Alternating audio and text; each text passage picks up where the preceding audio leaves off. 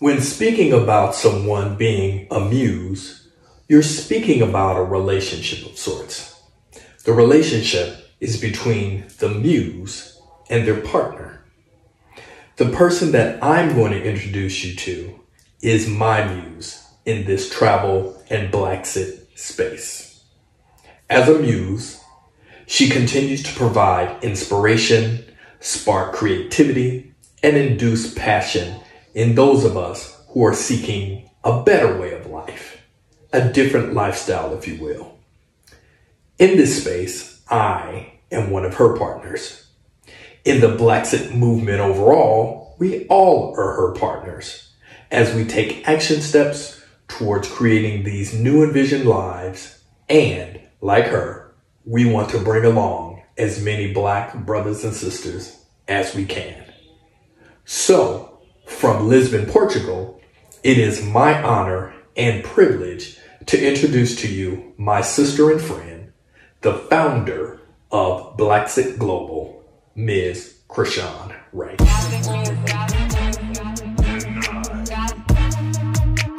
So from Lisbon, Portugal, it is my honor to introduce my sister and friend, the founder of Blaxit Global, Ms. Chrishan Wright. Hey, y'all.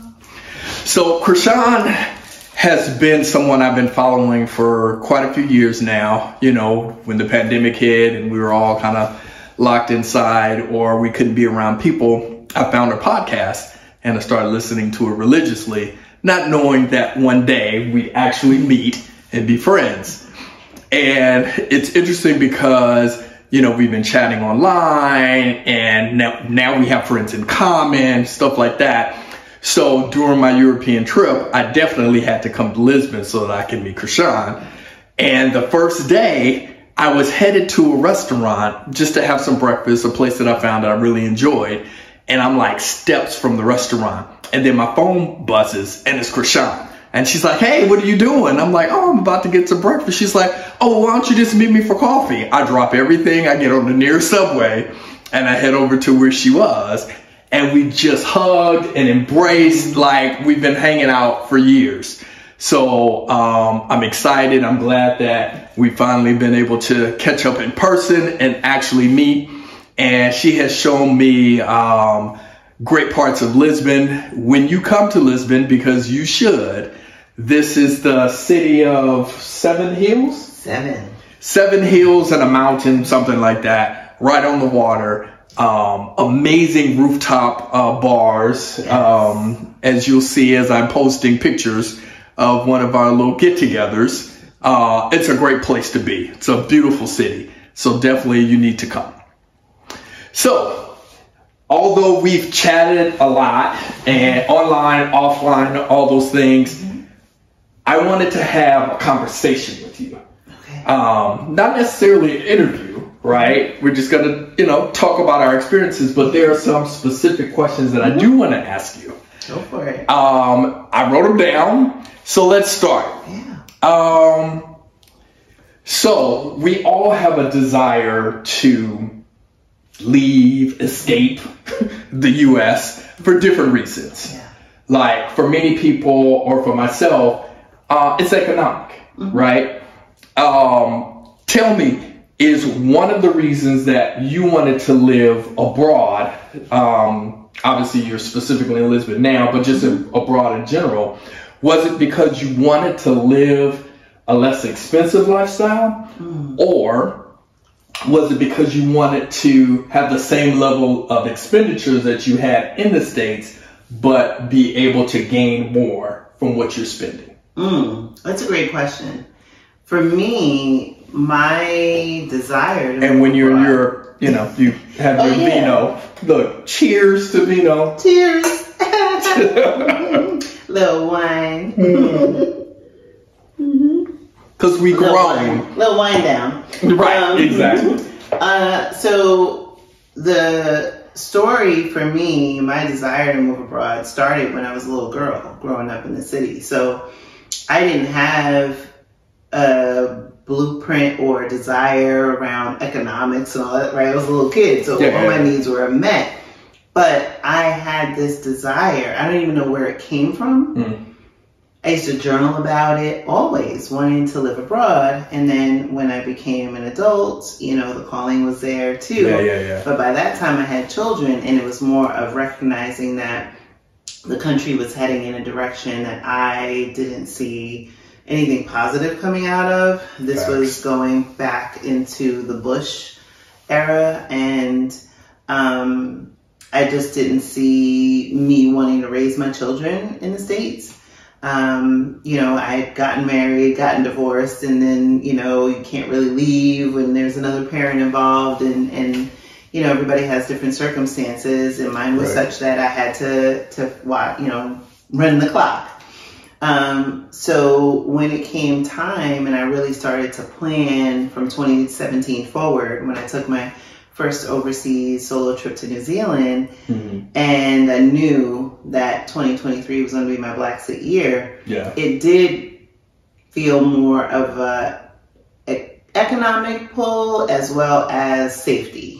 Like, I started to realize that there were aspects of my personality that I thought were rooted in, oh, I'm this way, that when I was abroad was totally different. And then, to your point, when it gets to the economics, and, you know, we're in 2023, and so we're dealing with inflation, we're dealing with, you know, concurrent wars or proxy wars and other things of that nature. Right. And on paper, it seemed like, oh, wow, you know, I'm doing well. But in reality, I wasn't feeling that in the States. I felt like I was just getting by, even though by other people's standards, it'd be like, oh, well. You balling out? You balling. Like, I see all them zeros. And it's like, no, the tax man got most of that. Absolutely. Because Uncle Sam. When I paid in taxes, I used to make it a salary, right? So now, but here in Portugal, for a lot less, you know, I've lowered my bills by, oh gosh, 60% and greater. 60%? Yeah. Wow. Okay, that's major. So now I have the, you know, luxury apartment, I have a housekeeper, I have people that can do things for me that I can outsource and not break the bank. Whereas in her the States, apartment is bomb, y'all. It's bomb. Thank you. I can elevate my lifestyle without the expense. Nice. So that's the thing that I think in this phase of life that is really important to me in terms of quality of life, for sure.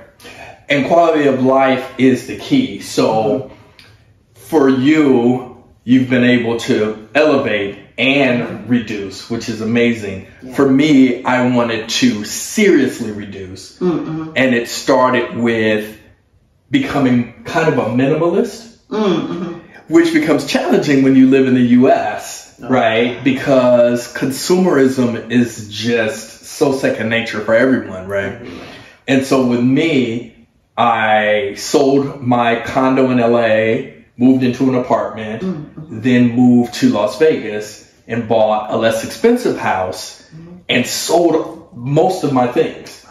I packed everything I owned into 3 suitcases and a backpack in my car, and that was it. Wow. If it didn't fit, it wasn't going. Right? And then I moved and only planned to live there for a year. A year turned into 2 years, and I kind of built a new life there, and then I started consuming again. Ooh. So I'm buying clothes, and then I had to furnish my house because I lived there longer, blah, blah, blah. Yeah. And you end up acquiring all this stuff again. Yeah. Right? Right. And so this time around, as I'm preparing my full-time move to Guadalajara, again, I got rid of everything. Yeah. And 3 suitcases and a backpack, and no car this time because I sold the car too. And that's all I have. Yeah, absolutely. Yeah. That's all I have. So, and it's become freeing. It's so liberating to not have all that stuff, right? Because whenever I'm sharing my journey with friends or people online, I tell them I'm more interested in experiences than stuff. Yes.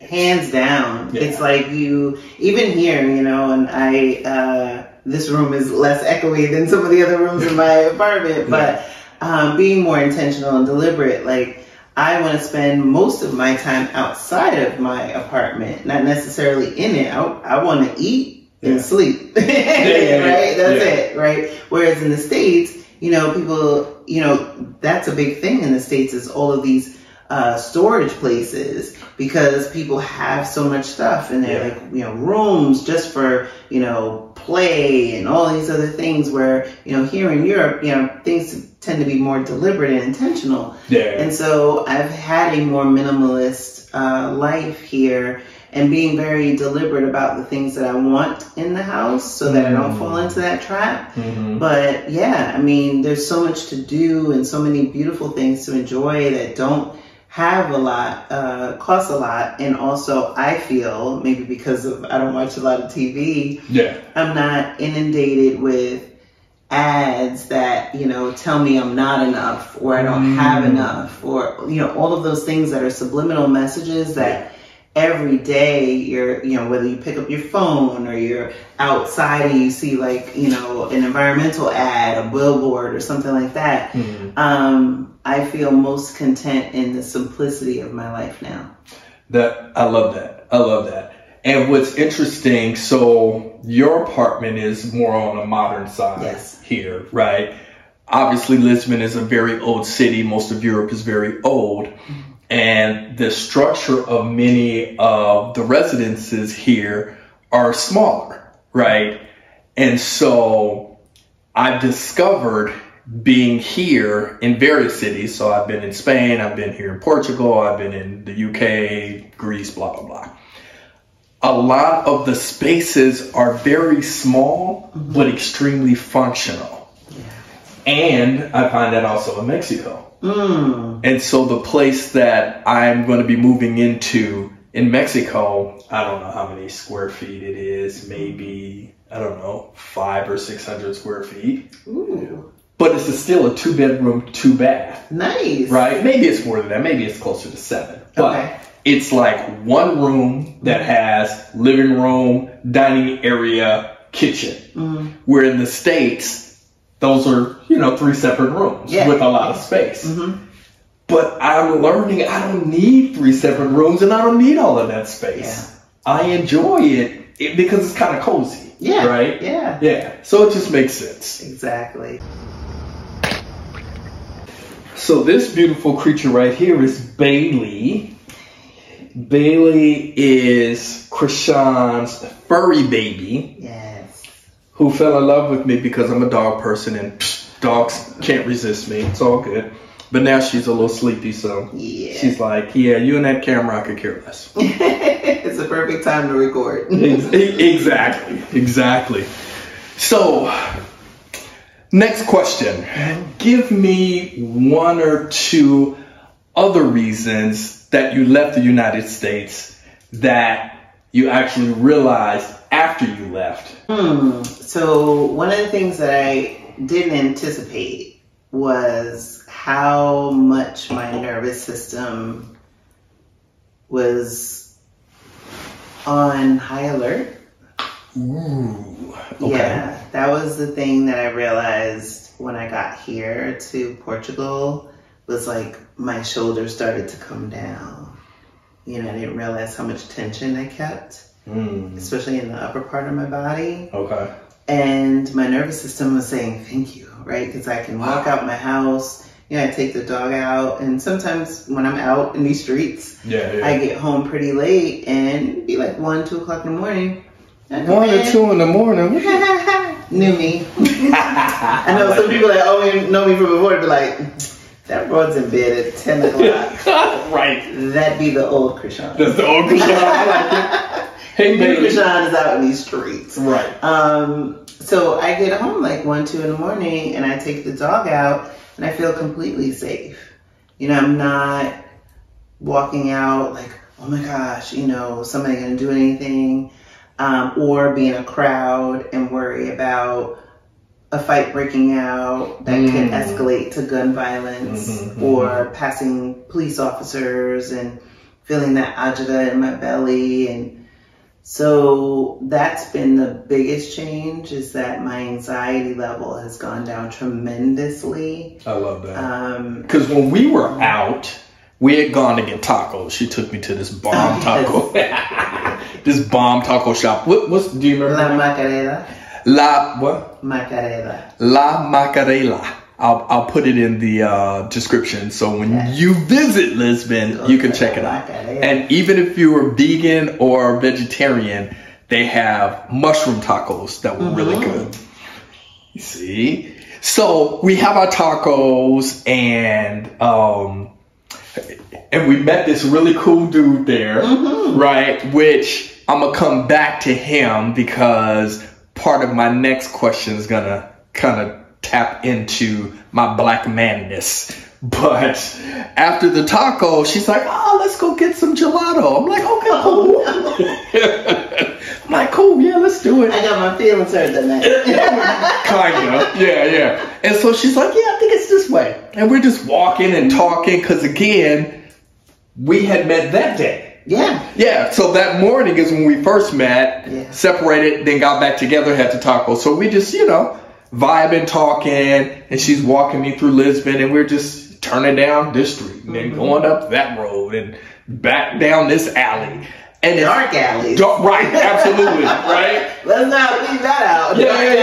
Yeah, so we're the only ones on the street, or we're walking, and then you'll just see this woman walking by herself on these dark roads, and it's just, it was completely safe. And you don't, and I'm kind of used to doing that now, spending time in Guadalajara, because it's the same.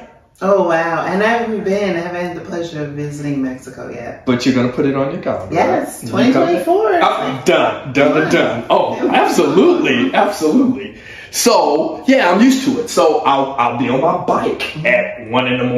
or walking, just being out and about, going to get something to eat, because nightlife there is a little later, like it is here in Europe, right? Nice. So, grabbing a taco at 1:45 a.m. is not out of the ordinary. No, people just getting up.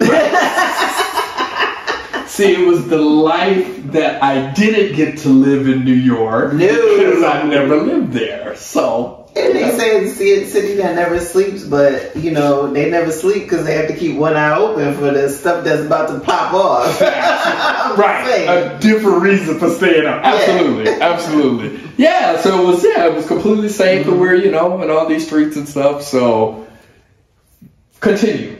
Yeah, so I would say that was one of the biggest things that I realized from being here. And then one thing that I didn't anticipate is this connectedness to nature. I have so many pictures in my phone now of plants and flowers and trees, because now we're in fall, and being in a temperate climate, we're not experiencing which I did in the Northeast, where you get very cold, it gets dark very early, the leaves fall off the trees, and it looks very dead and barren. And here, we have these tropical, trees, palm trees, everything's still very green, and it does a lot for my mood. And that I've never been diagnosed, but I felt like for years I suffered from seasonal affective disorder, and just, in the shorter days and cold and being inside, and this phase of life, I wanted to be outside. I wanted to be meeting people and doing things. And so it has been very relieving for me to be outside in nature and just seeing the beauty around me. I have olive trees outside of my building, and orange trees and things like that. And I have plants now in almost every room of my home, and just that connectedness. And I think in this stage of life, the thing that I've cherished the most is this connection to nature and appreciation that I just didn't have being in the States. You just go about your routine and, being car dependent, and, and only time I would experience that level of joy would be when I would travel outside of the country. I had those moments, but they were very few and far between. Yeah, and the culture in Europe, but Lisbon specifically, I'll say Portugal and Spain. Hmm. The city is structured, and I don't know if it probably was a part of their urban planning way back when, but neighborhoods are almost self-sufficient. Yes.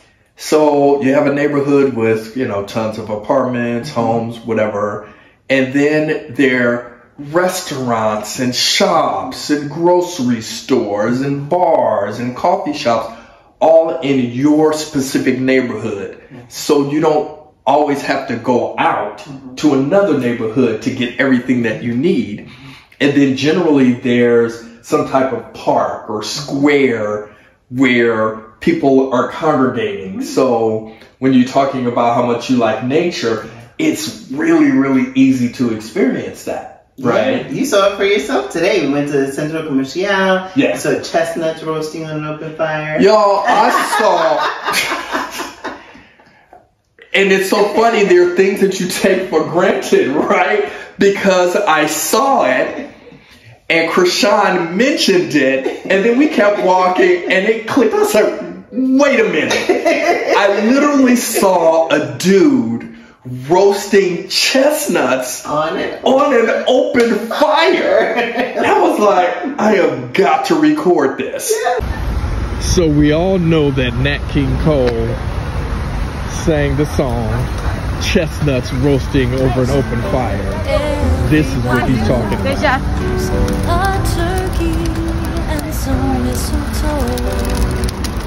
These are actual chestnuts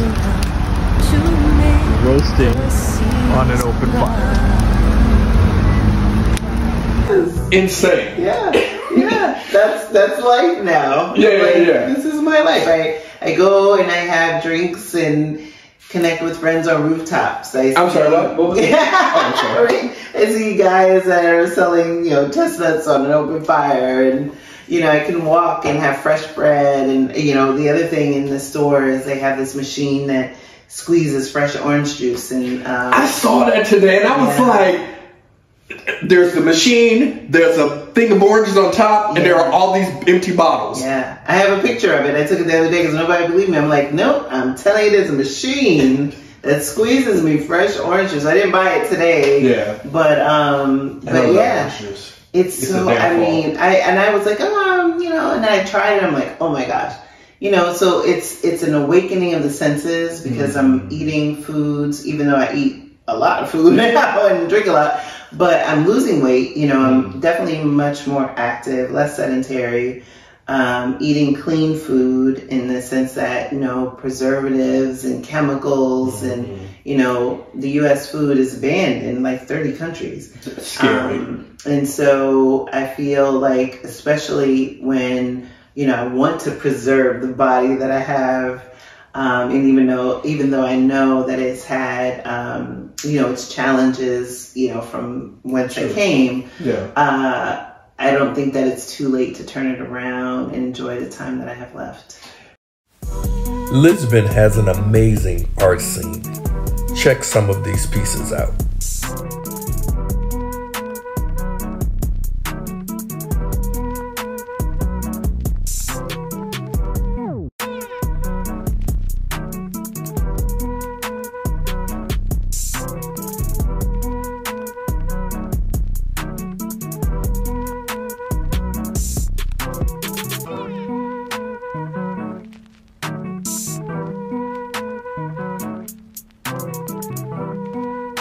So when I started my Blaxit journey, Cape Town, South Africa was the place that I was going to move.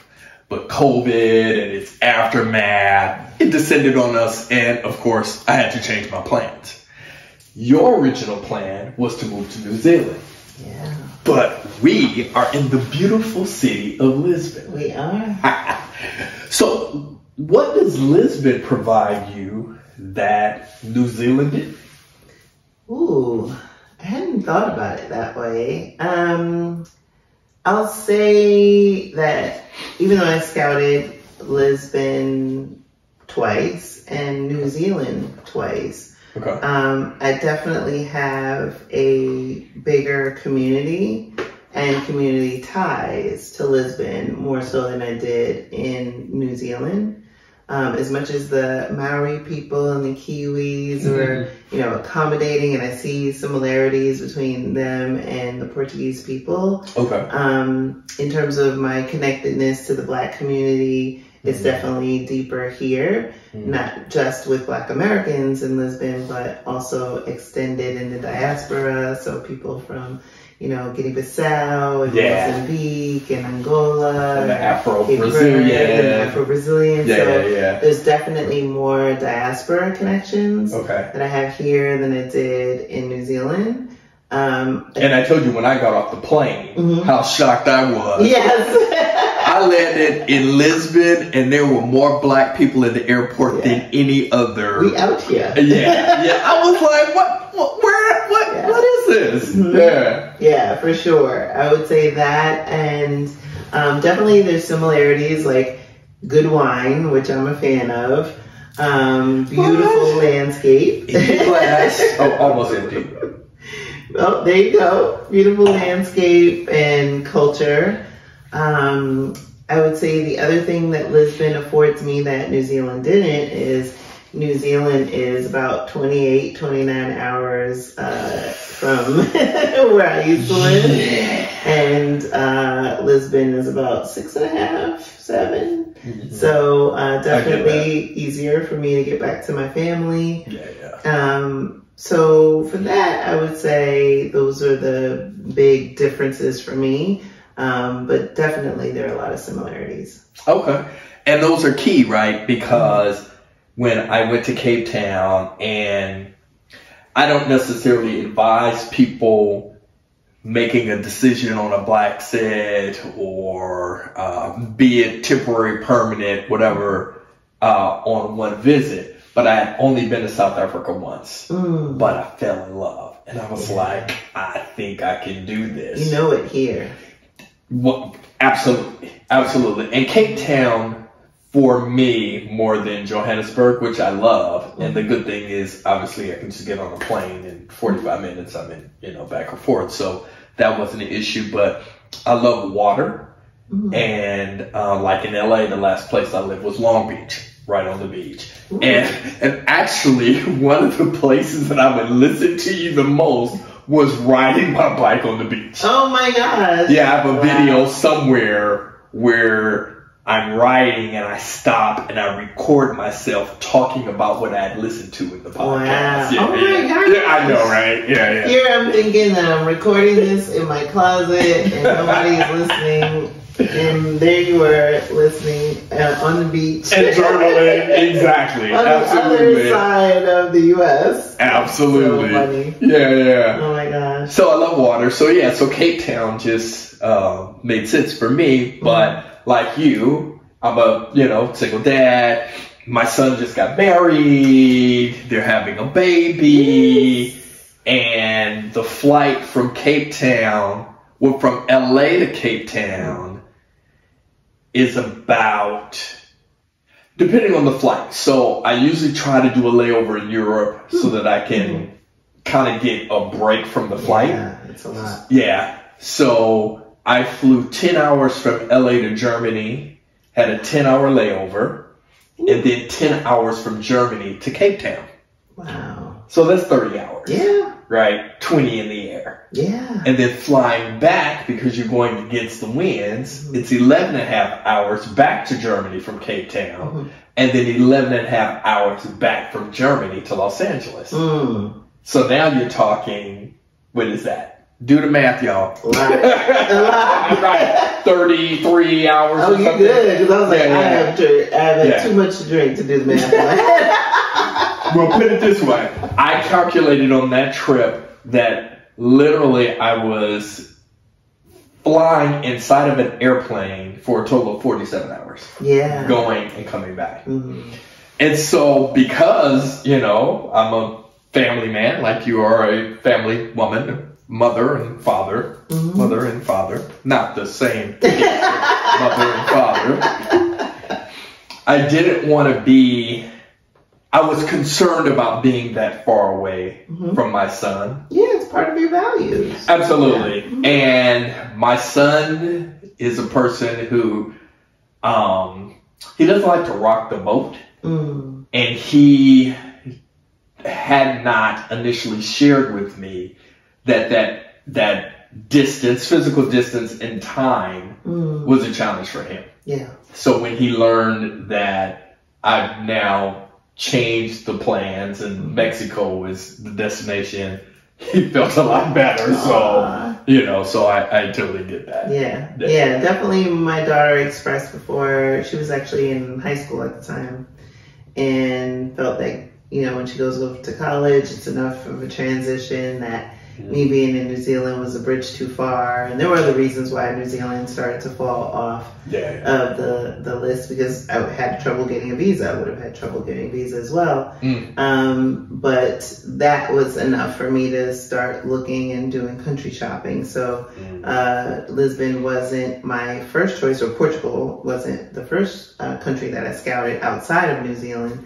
It was actually Costa Rica and Lisbon, or Portugal. I keep saying Lisbon, but Portugal was the second country. And then had Portugal not worked out, it was going to be Italy. Okay, I didn't know that. Yeah. If Portugal was a bust, the third was going to be Italy, and then I was going to be like, okay, I don't even know where to go now. But Italiano. Yeah, but I had no list. And that was largely born out of the podcast. It was having these conversations with different, empowering and inspiring Black Absolutely, expats that, at a time when we couldn't travel because of the pandemic, gave me an opportunity to live, and go, vicariously through their storytelling. I could picture myself and see what interested me. And that, conversation that I had with Shar, the creator of the Expat app, really put Shar really put Lisbon and Portugal on the radar for me. I love it. And two things. So let me do the Italy one first. Country shopping, I'll come back to. So was it the young lady who was the single mom who lived in Italy?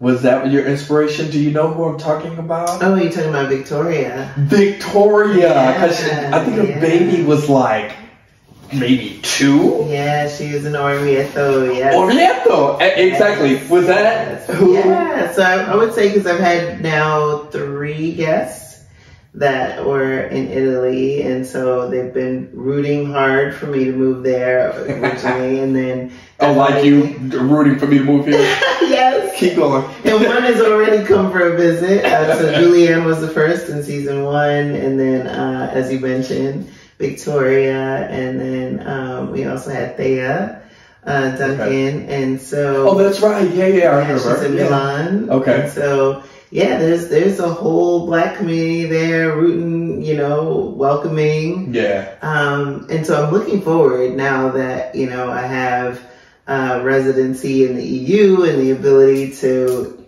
go and check out all the countries in the Schengen. I'm looking forward to putting that to use and wearing out that passport of mine. Absolutely. With some new countries. Yeah. But yeah, it's definitely been helpful to now have, regardless of pretty much any country now, that I have some tie, either I've had a guest or somebody can put me in contact with. So that's been really great outcome as well. Love it. So for those of you who have not tuned in to Chrishan's, either her podcast, which is where I started, she also has her YouTube channel. She does her lives, which if you haven't checked out the live that Chrishan and I did, check out this link right here. Yes. Right? I love the fact that Chrishan had a plan back before even before we were in the 20s, right? Before 2020, that she knew she was going to Blaxit in 2023. And she's doing this work, not just for herself, but on behalf of all of us, people that she had not met, didn't know that she was reaching, didn't know that she was impacting.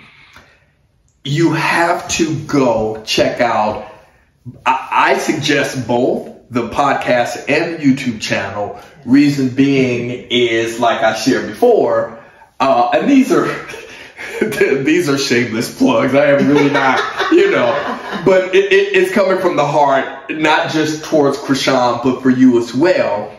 I would listen during the pandemic, during bike rides, which the information hits a little differently when you're listening to something and then you're listening and watching something. So that's why I suggest doing both. But there is, and you got 5 seasons out? Yeah, getting ready to start recording season 6 in a few weeks. Get to Chrishan's page on YouTube and her podcast. All of that will be in the description for this video.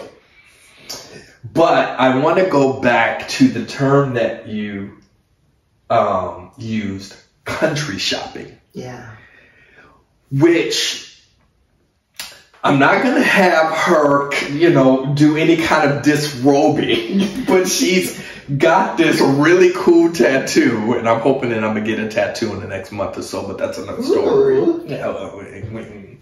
Anyway, she's got this great tattoo that says freedom.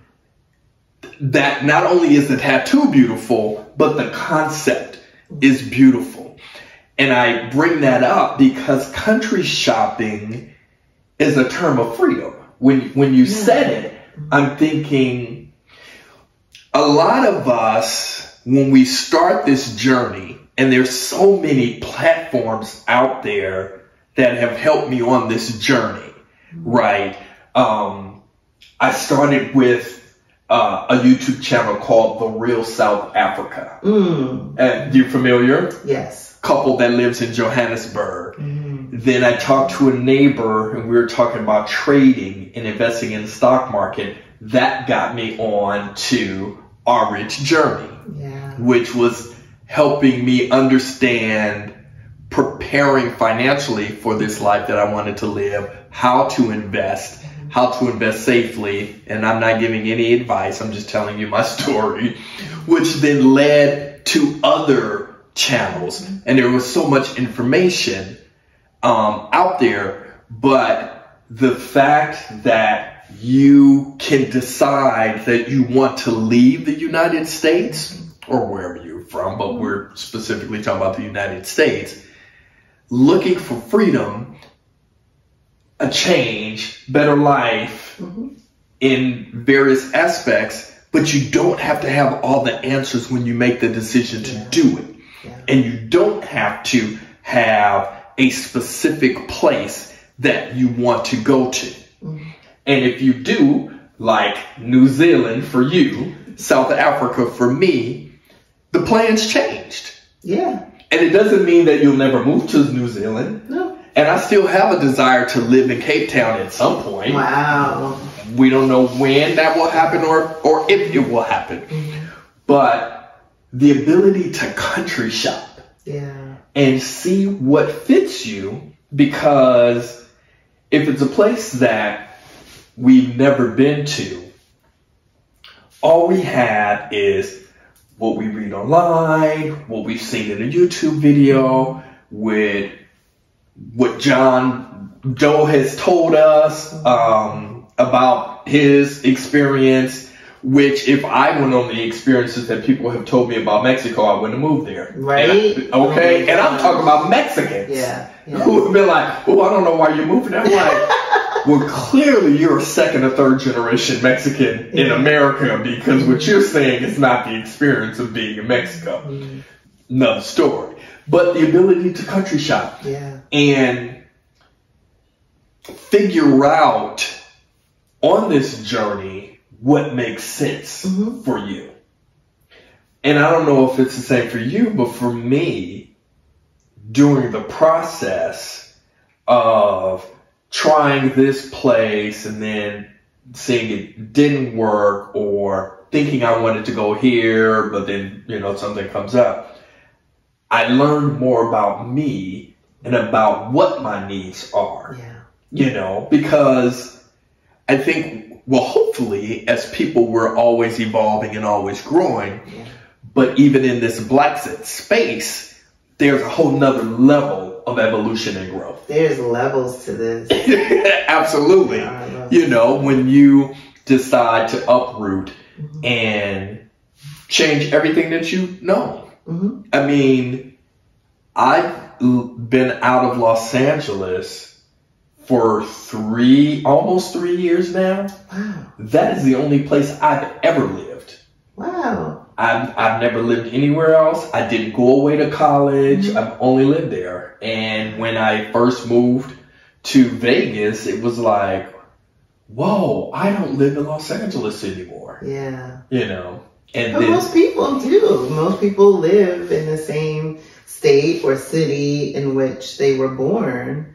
Most Americans don't have a passport. You know, and so get a passport. You know, yes, please. So what you're talking about is not something that's uncommon. Yeah. But I think where you're going, and definitely I can agree, is the growth comes from getting out of what's familiar and then challenging your own perceptions about yourself, perceptions about other people. Absolutely. How you see the world, what you've been taught about. And that's others. A big one. Yeah. Because the othering that happens around the world, but, you know, in the U.S., we're almost taught to other others. Yes. And I think to almost devalue others covertly. Yeah, it's American exceptionalism. Like, it's America and everywhere else. And it made me think, I started thinking, I think maybe I happened to that analogy since living in Portugal, it's when they used to think the world was flat. Yeah. And then it was like, it's almost like it's America. Right. And there's nothing else. Right, exactly. Right. At the end of Florida, you just fall off here. Right. And so that's why I was just like, okay, you know what?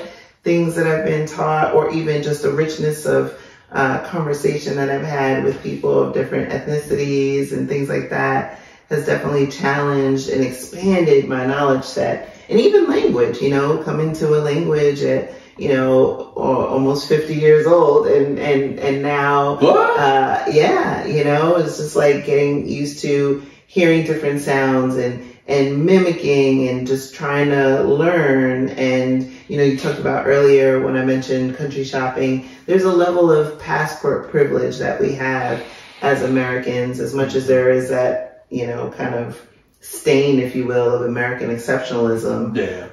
There is still some privilege. cachet that comes from having that blue passport. Absolutely. And so, you know, and that is a privilege, because there are people in different parts of the world, you know, Nigeria, there's other parts where people don't have that, where, you know, movement is very restricted, or they have limited countries that they can travel to.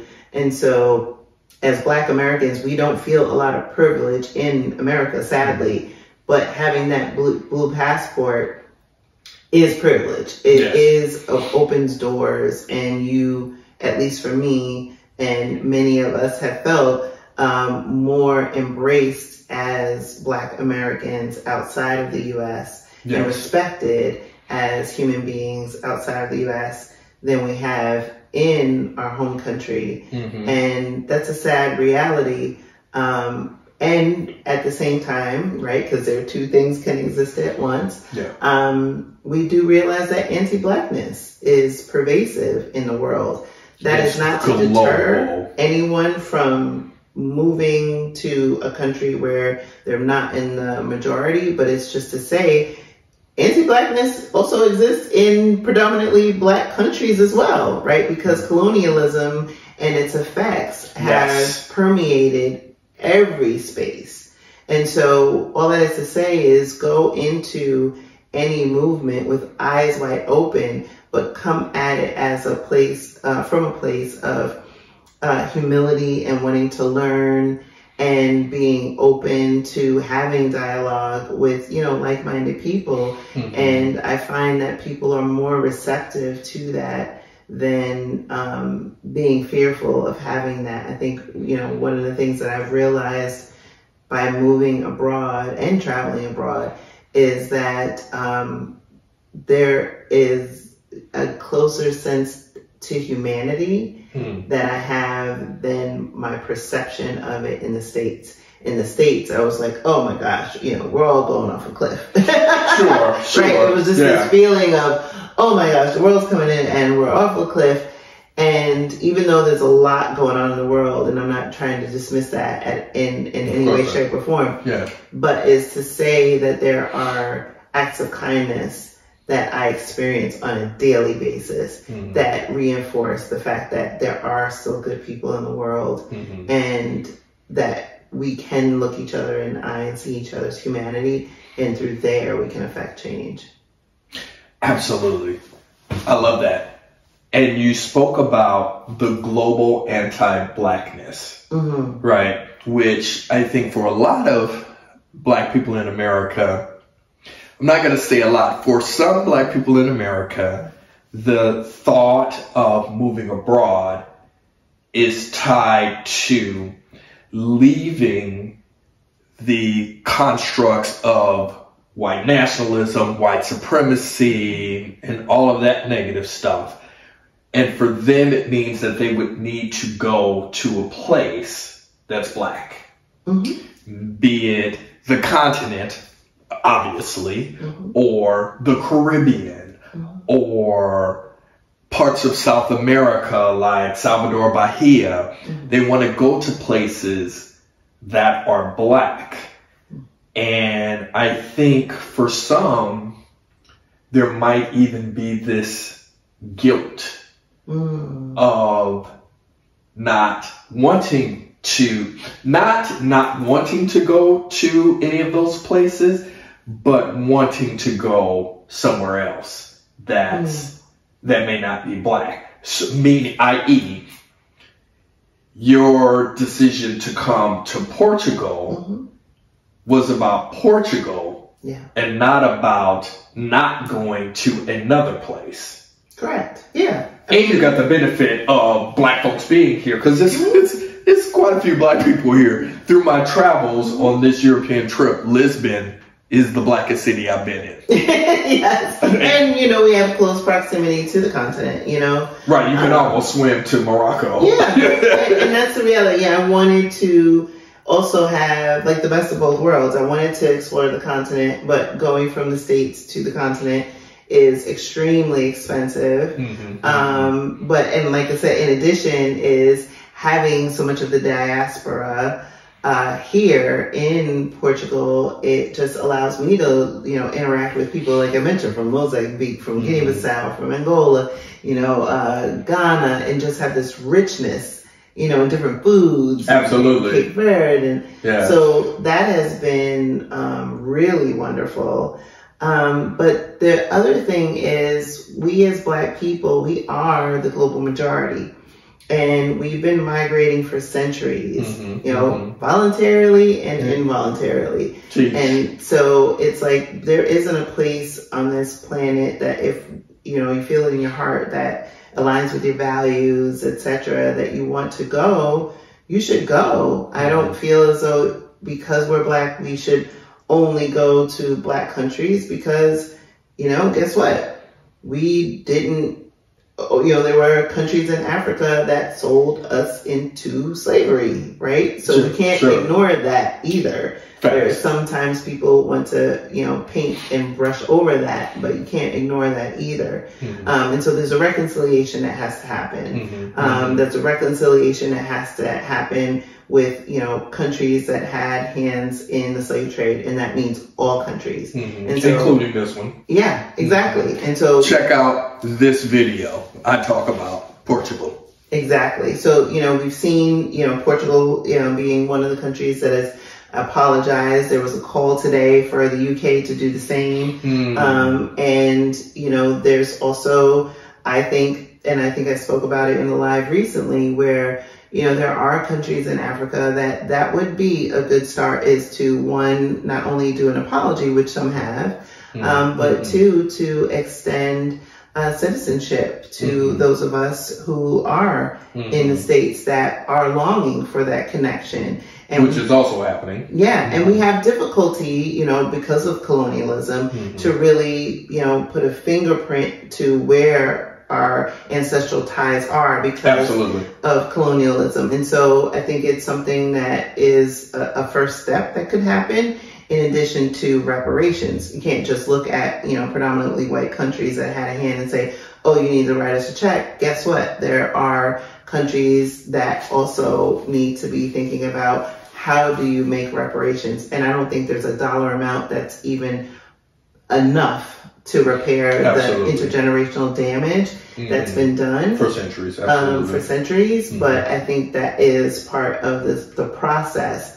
But also I want to say on this point too about choosing countries, is that we have to decolonize our minds and also stop to look at our lives through the lens of whiteness.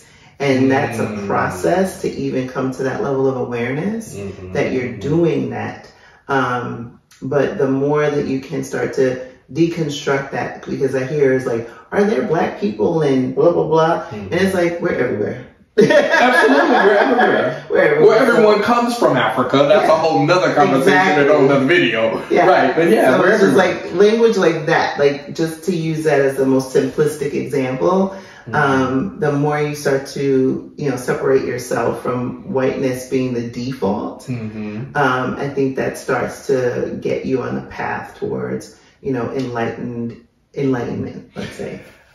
And that is so deeply ingrained in us being American. And the decolonization, I don't know if that will be a lifelong process because of how deeply ingrained. It's a necessary process, I believe, just for your own mental health and peace of mind. Like, I was listening to a video, H and D Abroad, and Herman H was talking about some triggers that he had recently as a black man. And as I'm watching the video, I'm kind of giggling because I had the same triggers this week. Wow. Because I'm walking, so here in Lisbon, if you're in the center of the city, the streets are small, the sidewalks are extremely tiny, and really most of them are built for one person to walk. Meaning, if there's, people coming in the same direction, somebody's going to have to step off the curb into the street. And I keep walking, or when I'm walking and I see specifically a white man walking my way, I'm already in my head going, okay, who's moving first? Is he going to assume, because I'm a black man, that I need to step off the curb so he can go by? So then I'm carrying this thing of, well, I ain't going to get off the curb, so he just going to have to walk around me or fall in the street. You having a whole dialogue. Right? Ain't nobody in there but me. Exactly. Whole dialogue. And so Herman pointed out that might not even be in that man's thought process. No, he just walking down the street. He just walking down the street. Yeah, and he assumed that the whole story. I just created a whole scenario, right? Yeah. But that is a part of the decolonization that you speak of. And it's not like I'm not aware of that and I haven't already started that process. But then you just get in these scenarios and you get triggered all over again. And sometimes you forget about the work. Yeah, and yes, we're human. Because we're human. Yeah. And by us decolonizing our minds does not excuse away whiteness and the privilege in that construct and the supremacy or the supposed supremacy in that construct.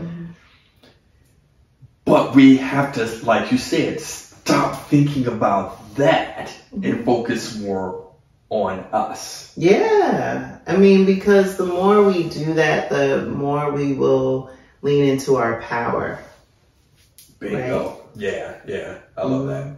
It's a mental shift, and it's not a switch you can flip, right? Like you said, it takes awareness and then also understanding that you're human. There are going to be times where, you get triggered. That's just part of the trauma, really. It's part of the trauma. And some of it surfaces more when you're outside of the U.S. But all that is to say is like, there is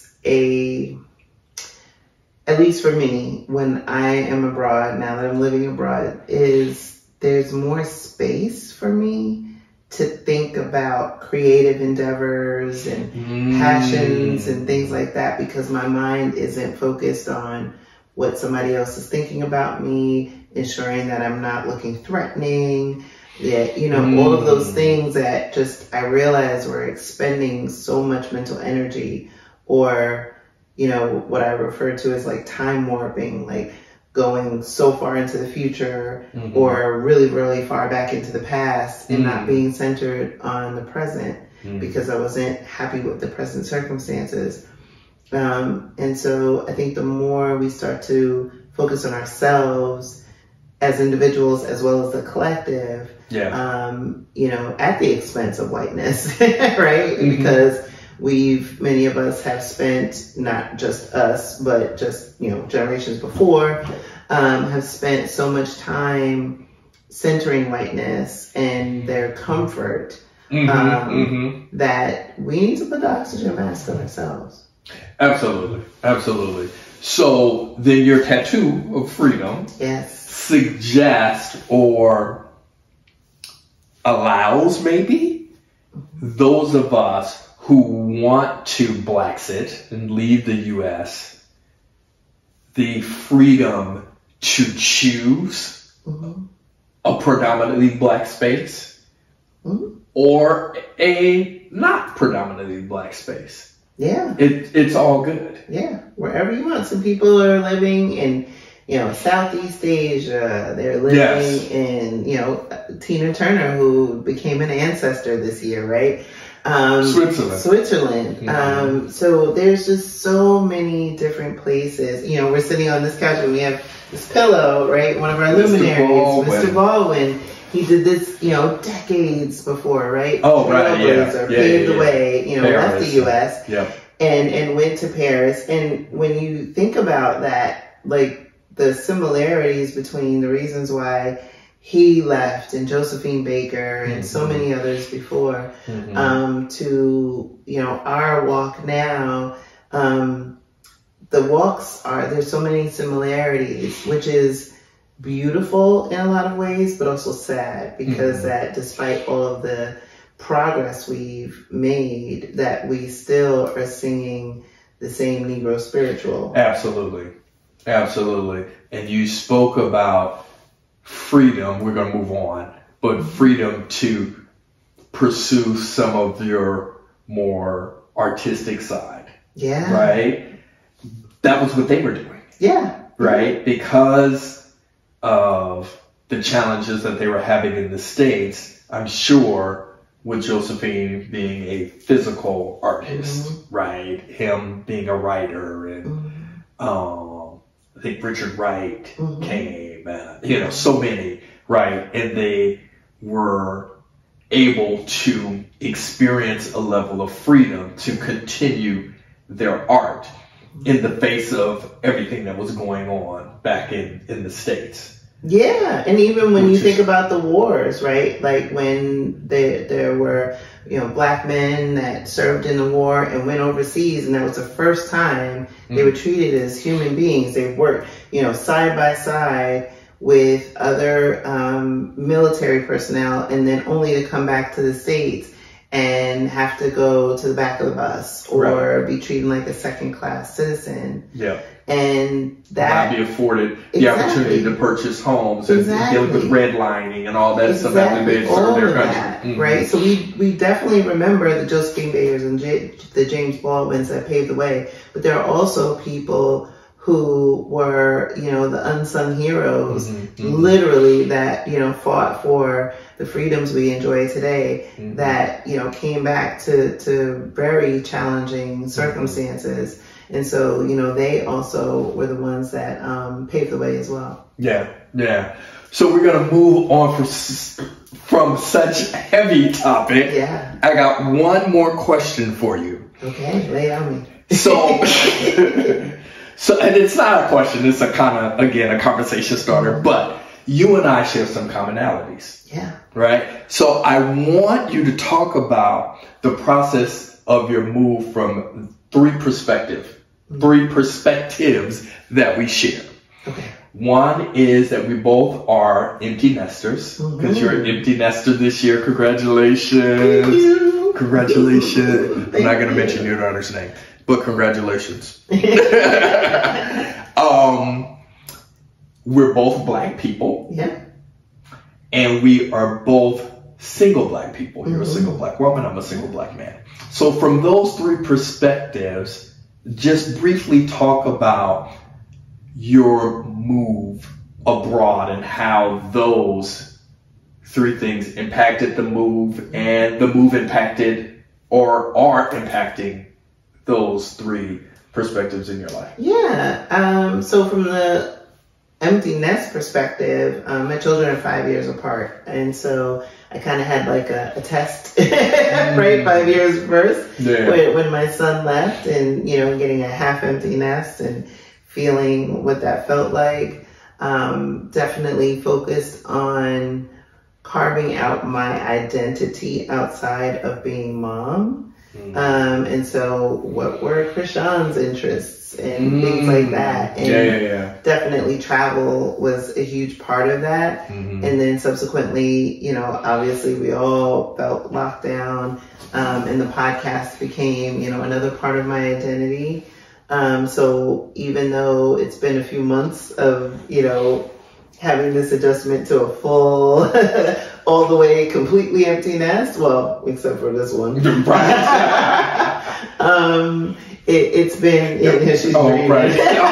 No, she's responding. She heard you. She's like, cut it out. It's like, I've been leaning into it. And so it hasn't been, of course I miss my kids.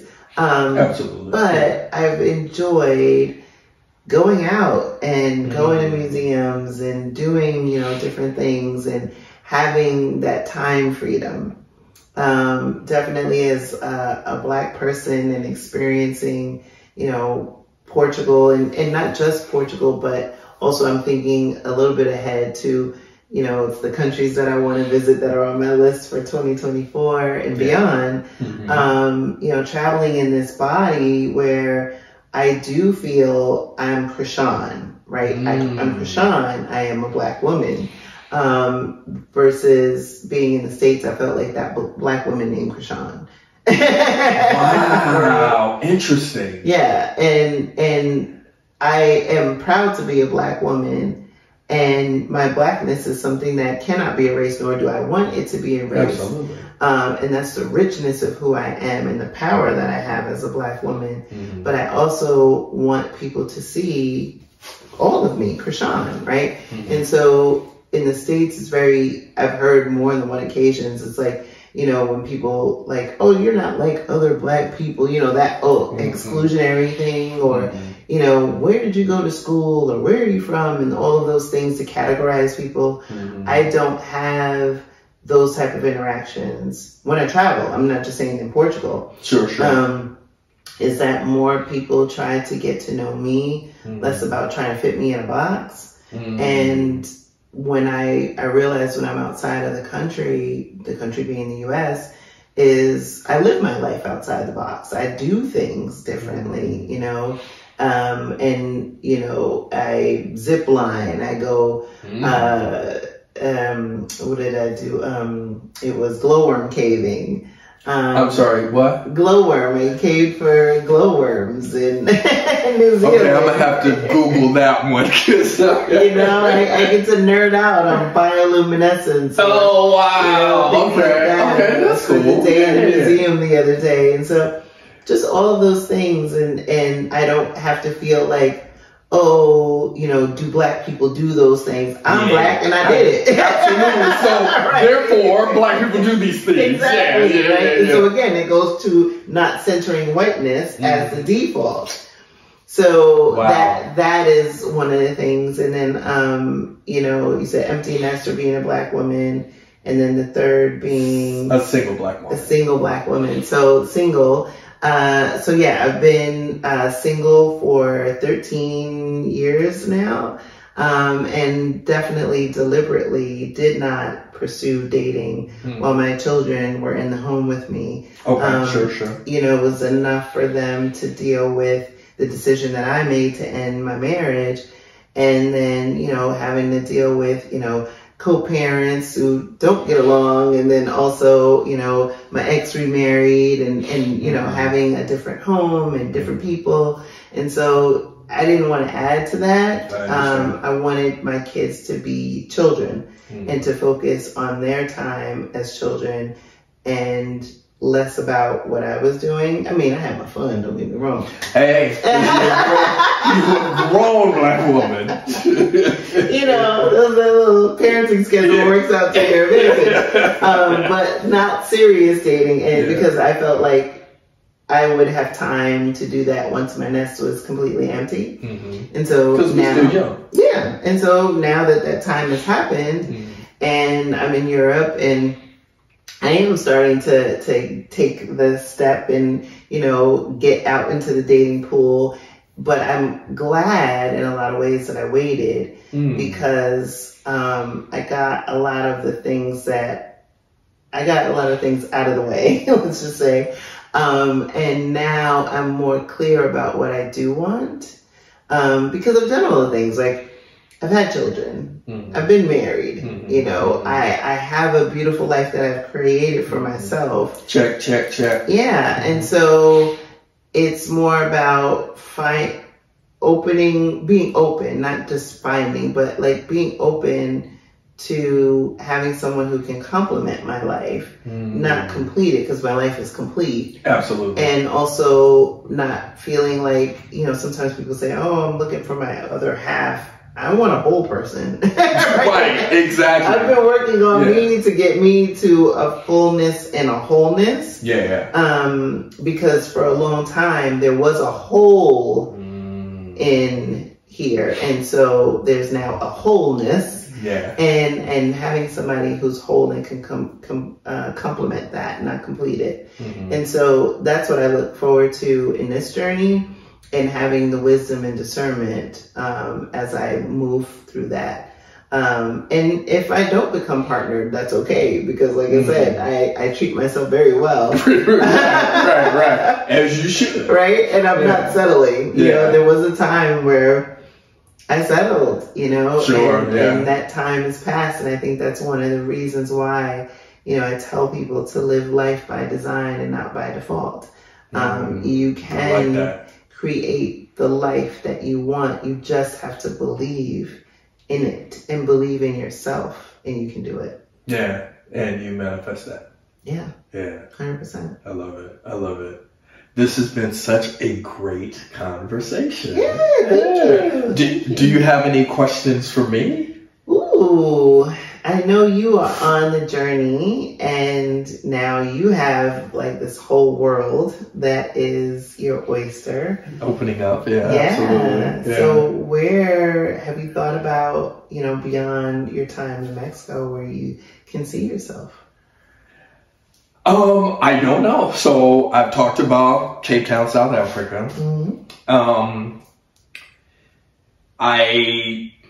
Because I spent so much time on this trip, I really want to slow down and kind of plant myself and delve in a little bit on some money-making opportunities. Some